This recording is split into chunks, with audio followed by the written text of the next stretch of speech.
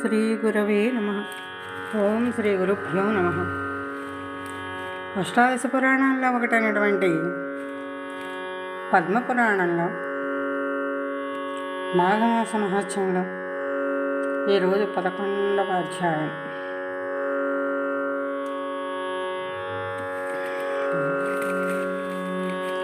శుక్లాంబరధరం విష్ణుం శశివర్ణం చతుర్భుజం ప్రసన్నవదనో జాయే సర్వవిఘ్నోపశాంతయే అగజానన పద్మార్కం గజాననమహర్నిశం అనేకదంతం భక్తానాం ఏకదంతముపాస్మహే ఏకదంతముపాస్మహే.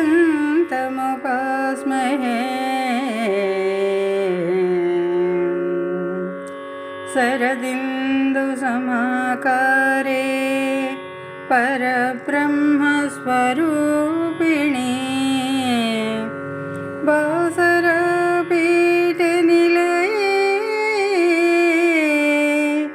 సరస్వతీ నమోస్తుతే.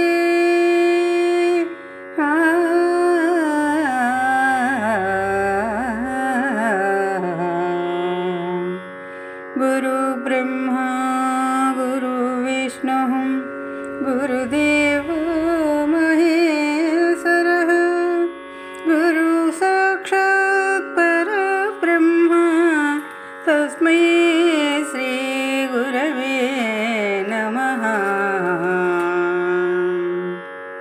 మాఘమాసం మాఘపురాణం 11వ అధ్యాయం 11వ రోజు. మార్కండేయుని యొక్క వృత్తాంతం. వశిష్ఠుడు దిలీపునకు మృగశృంగుని వివాహము, మృకండు జననము, కాశీ విశ్వనాథుని దర్శనము, విశ్వనాథుని వరము వలన మార్కండేయుని బడయుట మొదలగు వృత్తాంతములన్నీ కూడా వివరించి, మహారాజా, ఇక మార్కండేయుని గురించి వివరిస్తాను, శ్రద్ధగా ఆలకింపము అని వశిష్ఠుల వారు ఈ విధంగా చెప్పదొడిగిరి. మార్కండేయుని ఆయువు 16 సంవత్సరములు మాత్రమే. రోజులు గడుచుచున్న కొలది తల్లిదండ్రులకు దిగులు ఎక్కువగుచుండేను. 5 ఏళ్ళు నిండగానే కుమారునకు ఉపనయనాదిక వైదిక కర్మలన్నీ పూర్తి చేశారు. 6వ ఏడు దాటగానే మార్కండేయుని చదివించుట ప్రారంభించిరి. అతడు తన తండ్రి వలేనే అచిరకాలములోనే సకల శాస్త్రములు, వేదాంత, పురాణ, ఇతిహాసములు, స్మృతులు పఠించి గుణవంతుడని ప్రశంసలను అందెను. కుమార, నీవు పశుతనమందే సకల శాస్త్రములు అభ్యసించి నీ బుద్ధి కుశలతచే అందరి మనలను పొందుతున్నావు. అందులకు మేమెంతయో ఆనందించుచున్నాము. అయినను గురువుల ఎడ, పెద్దల ఎడ, బ్రాహ్మణుల ఎడ మరింత భక్తిభావంతో మెలగవలేను. వారి ఆశీస్సులు నీకు మంగళకరమగును. కాన నీవట్లు చేసినచో నీ ఆయుర్దాయము వృద్ధి అగును అని చెప్పిరి. అటులా 15 సంవత్సరములు గడిచిపోయినవి. రోజు రోజుకి తల్లిదండ్రుల ఆందోళన, భయము ఎక్కువగుచున్నవి. పరమశివుని వరప్రసాదుడకు మార్కండేయుని జన్మదినోత్సవము చేయవలనని తలచి మహారుషులందరికీ ఆహ్వానములు పంపించినారు. మునీశ్వరులు, గురువర్యులు మొదలగు వారందరూ మృకండుని ఆశ్రమానికి వచ్చిరి. అందుకు మృకండు ఆనందం పొంది అతిథి సత్కారములు చేసెను. మార్కండేయుడు వచ్చిన పెద్దలందరికీ నమస్కరించాడు.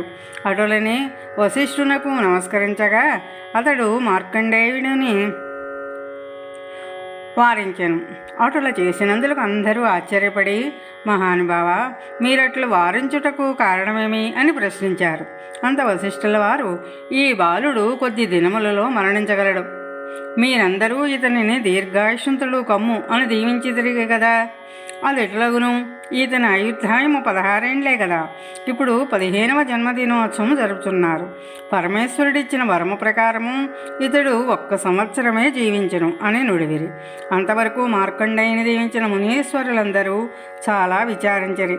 చిరంజీవి వైవర్ధిల్లు మని దీవించినందున వారి వాక్కు అమంగళమగునని బాధపడి దీనికి మార్గాంతరం లేదా అని వశిష్ఠుల వారినే ప్రశ్నించారు.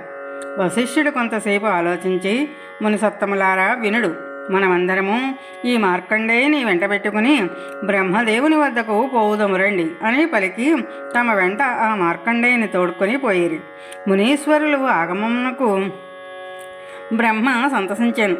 మునులందరితో పాటు మార్కండేయుడు కూడా బ్రహ్మకు నమస్కరించగా, బ్రహ్మ చిరంజీవిగా జీవించు నాయన అని దీవించాను. అప్పుడు వశిష్ఠ మహర్షి మార్కండేయుని జన్మ వృత్తాంతమును బ్రహ్మకు వివరించాను.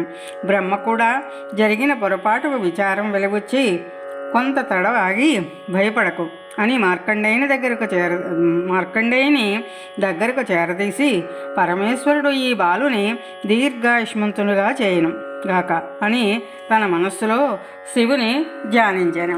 అంతటా మునుల వంక చూచి, ఓ మునులారా, మీరు పోయి రండు, ఇతనికి ఏ ప్రమాదము జరగనేరదు అని పలికి, వచ్చా మార్కండేయ, నీవు కాశీక్షేత్రమునకు పోయి విశ్వనాథుని సేవిస్తూ ఉండు, నీకే ఆపద కలగదు. కాన నీవట్లు చేయము. మార్కండేయుడు గృహమునకు వచ్చి తల్లిదండ్రులకు నమస్కరించి కాశీ విశ్వనాథుని సేవించి వచ్చేదను అనుజ్ఞయమని కోరగా, మృకండు అతని భార్యయు కొడుకు యొక్క ఎడబాటునకు కడుంగడుగు దుఃఖించిరి. ఎటకేలకు మార్కండేయుని దీక్షను కాదనలేక, కుమారుని విడిచిపెట్టి ఉండలేక అందరూ కాశీక్షేత్రమునకు బయలుదేరి కుటుంబ సహితంగా కాశీకి పోయి మృకండు కాశీ విశ్వేశ్వరాలయ సమీపమునందు ఒక ఆశ్రమాన్ని నిర్మించాను. మార్కండేయుడు సదా శివధ్యానపరులై రాత్రింబవళ్ళు శివలింగముగడనే ఉండెను. 16వ ఏడు ప్రవేశించెను. మరణ సమయం ఆసన్నమైనది. యముడు తన భటులతో మార్కండేయుని ప్రాణములు కొనితెమ్మని ఆజ్ఞాపించెను. యమభటులు మార్కండేయుని ప్రాణములు కొనిపోవుటకు శివసన్నిధిని ధ్యానము చేసుకునుచున్న మార్కండేయుని కడకు వచ్చేసరికి భటులు ఆ సమీపమందు నిలవలేకపోయేరి. కాలపాసము విసురుటకు చేతులు ఎత్తలేకపోయేరి. మార్కండేయుని చుట్టూ మహా తేజస్సు ఆవరించినది. ఆ తేజస్సు యమభటులపై అగ్ని కణముల వలె బాధించెను. ఆ బాధ కోరవలేక భటులు పోయి జరిగిన వృత్తాంతమంతయును యమధర్మరాజుకు తెలిపిరి. యముడు ఆశ్చర్యపడి తానే స్వయంగా మార్కండేయునిపై కాలపాసము విసిరాను. మార్కండేయుడు కన్నులు తెరిచి చూసేసరికి యముడు తన ప్రాణమును తీసుకొని పోవ సిద్ధముగా ఉండగా మార్కండేయుడు భయపడి శివలింగమును కౌగలించుకొని ధ్యానించేసరికి కైలాసవాసుడకు పార్వతీపతి తన భక్తిని ఆక్రందన వినిపించుకొని మహారౌద్రాకారముతో శివలింగమును చీల్చుకొని వచ్చి త్రిశూలముతో యముని సంహరించి మార్కండేయుని రక్షించెను. యముడు చనిపోవుటకు అష్టదిక్పాలకులు బ్రహ్మాది దేవతలు వచ్చి శివుని అనేక విధముల ప్రార్థించి జటాధారి కోపమును చల్లార్చి, మహేశ, యముడు తన కర్తవ్యమును నెరవేర్చినాడు. తన వరప్రసాదుడగు మార్కండేయునికి 16 ఏళ్ళు మాత్రమే ఆయువు ఇచ్చితిరి కదా. అతనిని ఆయువు నిండిన వెంటనే యముడు ప్రాణములు తీయుటకు వచ్చెను. మార్కండేయుని చిరంజీవిగా చేసితిరి.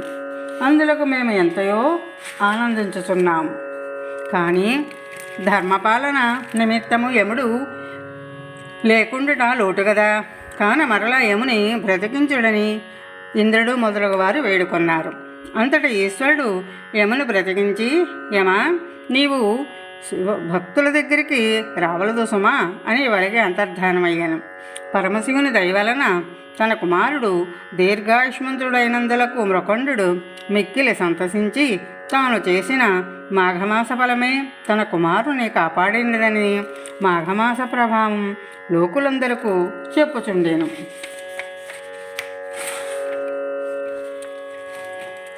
మాఘపురాణం 12వ అధ్యాయం. పుణ్యక్షేత్రములలో మాఘస్నానము. ఈ విధంగా అనేక పుణ్యపురుషులు వృత్తాంతములను మాఘమాస స్నాన ఫల మహిమలను దిలీప్ మహారాజునకు వశిష్ఠుల వారు వివరించగా, దిలీపుడు, మహర్షి, మీ కృప వలన అనేక వృత్తాంతములను తెలుసుకుని కృతార్థుడనైతిని. కానీ మరొక సంశయం నాకు కలదు. అది ఏమనగా, మాఘమాసమందు ఏ ఏ తీర్థములు దర్శించవలనో సెలవిండని వినమ్రుడై కోరాడు. వశిష్ఠుల వారు మరలా ఇట్లా చెప్పాను: దిలీప్ మహారాజా, మాఘస్నానములు చేయట ఎందు ఆసక్తి గలవారులకు ముఖ్యముగా తీర్థమహిమల గురించి వివరించేదను, శ్రద్ధగా ఆలకింపుము. మాఘమాసంలో నదీ స్నానం ముఖ్యమైనది. మాఘస్నానము చేయక తీర్థములు సేవించినా చాలు అని అనుకున్నట అవివేకము. ఎందుకనగా మాఘమాసంలో ఏ నదిలో నీరైనను గంగ నీటితో సమానము. అందుచేత మాఘమాసంలో నదీ స్నానము సర్వపాపహరమైనది, ఆవశ్యకమైనది కూడాను. అటులనే ప్రయాగ అతి ముఖ్యమైనటువంటి క్షేత్రం. ఈ భరతఖండంలో అతి ప్రధానమైన గంగానది సముద్రములో కలియు చోట మాఘస్నానం ఆచరించిన ఎడల 7 జన్మలలో చేసిన పాపములు సహితము హరించిపోవును. మాఘమాసంలో నదీ స్నానంతో పాటు విష్ణు దేవాలయములు, మహేశ్వరాలయములు మొదలగు 360 పుణ్యక్షేత్రములు దర్శించిన ఎడల గొప్ప ఫలం కలుగుటియేగాక మరల జన్మ అనేదే కలగదు. ఇక త్రయంబకం అనే ఒక ముఖ్యమైన క్షేత్రం గలదు. అది పడమటి కనుమల దగ్గర ఉన్నది. అచటని పవిత్ర గోదావరి నది జన్మించినది. గౌతముడు తన గోహత్యా దోషాన్ని పోగొట్టుకొనుటకు ఈశ్వరుని గురించి ఘోర తపస్సు చేసి గోదావరిని గోహత్య జరిగిన ప్రాంతమునకు ప్రవహింపజేసినాడు. అది యునుగాక మాఘమాసంలో గోదావరి యందు స్నానం చేసిరేడల సకల పాపములు తక్షణం హరించిపోవటియే కాక ఇహమందు పరమందు సుఖపడుదురు. గౌతమీ నదిలో మరికొన్ని ప్రసిద్ధ క్షేత్రములు, ప్రసిద్ధమైనటువంటి ఉపనదులు కూడా కలిసి తమ తమ స్నేహ సౌభాతృత్వములు చాటుచున్నవి. అటులని పరంతప అను ఉపనది ప్రవహించే చోట శివుడు లింగాకారముగా వెలిసి ఉన్నాడు.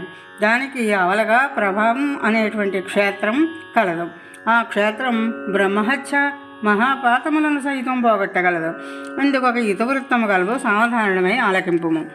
విష్ణుమూర్తి నాభీకమలమును పుట్టిన బ్రహ్మకు ఈశ్వరునికి 5 తలలు ఉండేవి. ఈశ్వరునకు పంచవక్తుడు, త్రినేత్రుడు అనే పేర్లు కూడా కలవు కదా. బ్రహ్మదేవుడు నాకు 5 తలలున్నవి, నేనే గొప్పవాడిననగా నాకు 5 తలలున్నాయి, నేనే గొప్పవాడినని శివుడు వాదించారు. ఇద్దరు గర్వంతో వ్యవహరించినందున చిలికి గాని వాళ్ళవలే వారిద్దరి మధ్య కలహం పెద్దదయింది. కడకి ఇద్దరు యుద్ధము చేయగా శివుడు బ్రహ్మ యొక్క 5వ తలను నరికివేశాను. వెంటనే శివునకు బ్రహ్మహత్యాపాతం చుట్టుకుంది. శివుడు భయపడి నరికిన బ్రహ్మ తలను చేతితో పట్టుకొని ముల్లోకాలు తిరుగుతుండగా క్రమంగా చేతిలో ఉన్న బ్రహ్మతల ఎండిపోయి పుర్రెగా మారింది. ఈశ్వరుడు ఆ పుర్రెతోనే భిక్షమడుగుచూ భూలోకానికి వచ్చాడు. ఈశ్వరుడు సహజంగా అందమైనవాడు. అతడు భిక్షాటనకు వచ్చి భిక్షాందేహి అనగా గృహిణులు భిక్ష పట్టుకుని గుమ్మంకడుకు రాగా శివుని మోహనాకారమును చూచి మోహితులై భిక్ష వేసి శివుని వెంట పోతుండేది. ఈ విచిత్రమును మునీశ్వర్లు చూచి కోపం కలవారై తమ భార్యలు శివుని వెంట పోవట సహించలేక ఈతనికి పురుషత్వము నశించుగాక అని శపించాను. ఈశ్వరుడు చేయనది లేక జారి క్రింద పడిపోయిన లింగమునందే ఐక్యమైపోయినాడు. అటులా లింగాకారముగా మారినందువల్ల ఎనలేని తేజస్సుతో ఆ లింగము ప్రకాశించుచుండెను. 1,000,000 సూర్యుల తేజస్సు కలిగి ప్రళయం సంభవించిన అన్నట్లు భయంకరంగా ఉండేను. అప్పుడు బ్రహ్మ విష్ణువు శివుని వద్దకు వచ్చి వానిని ఓదార్చి ప్రయాగ క్షేత్రం వచ్చి అతడ శివునికున్న బ్రహ్మహత్యాది పాపములు పోయి ఆ విధంగా భూలోకమునకు వచ్చిన శివుడు అప్పటి నుండి లింగాకారంగా మారినందున భక్తులు ఆ లింగమునే పూజించుచు శివ సాన్నిధ్యమును పొందగలుగుతున్నారు. మాఘపురాణం 12వ అధ్యాయం 12వ రోజు పారాయణం సమాప్తం. స్వస్తి.